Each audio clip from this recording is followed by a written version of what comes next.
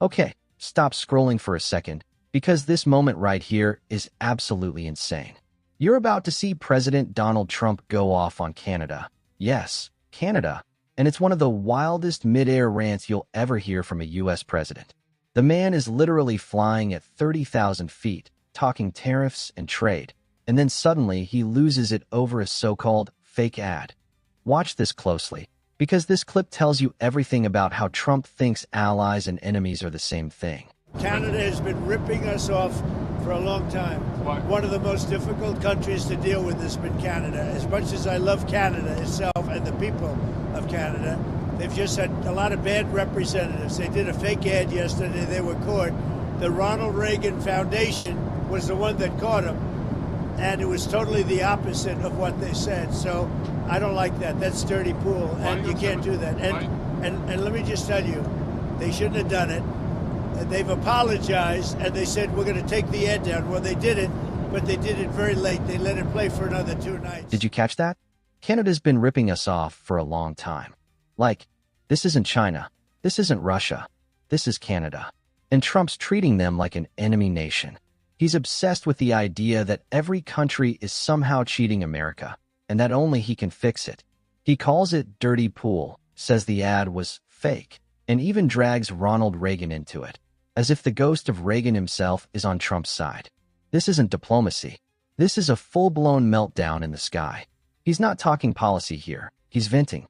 He's fuming. And what's wild is how personal it sounds. He says, I love Canada, but they've had bad representatives. Translation? I like your people, but your leaders don't bow down to me. That's the Trump pattern. If you don't flatter him, you're suddenly a corrupt, dishonest enemy. And notice the contradictions. He says Reagan loved tariffs, then calls Reagan's trade approach a mistake. He tries to rewrite economic history on the fly. You can almost see his staff behind him thinking, please, Mr. President, don't pick a fight with Ottawa at 35,000 feet. But he keeps going. He accuses Canada of ripping us off, blames them for a fake ad, says they apologized, then immediately complains they didn't apologize fast enough. That's not policy. That's pure grievance. It's personal.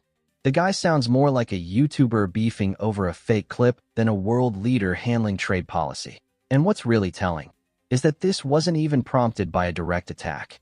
It was a provincial ad in Canada, not from Trudeau himself. But Trump lumps the entire country in. He says, whether it's provincial or Canada itself, they all knew. That's paranoia, plain and simple. He treats every slight as a betrayal, every disagreement as disloyalty. It's the same pattern we saw with NATO, with South Korea, with literally anyone who doesn't give him a photo op. And when you realize this rant happened mid-flight, in front of journalists, cameras rolling, it's clear he wanted that message out. He wanted to look tough, but it comes across as fragile. He's mad, he's rambling, and he's desperate to remind everyone he's the tough guy who makes allies shake. So what did we just witness? A president turning a routine trade question into an airborne meltdown, blaming Canada for fake ads, twisting Reagan's legacy, and calling our closest ally a thief. If this doesn't show how far off the rails his worldview is, I don't know what will. Drop a comment below. Do you think this was strategy or just pure ego at 30,000 feet?